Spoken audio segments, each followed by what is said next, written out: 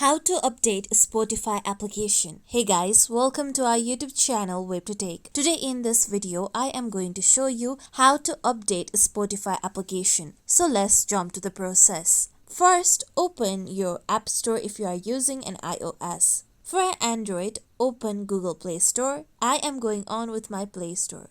Now, here you can see search icon present at the bottom right corner. Tap on it.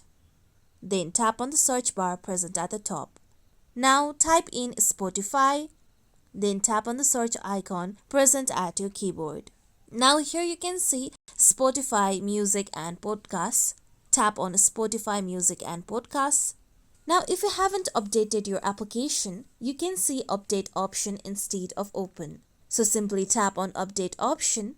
Now wait for the update to complete. This usually takes few seconds to a minute. Once it's done, you can see open option. You can tap on open to use your updated application. And this is how you simply update Spotify application.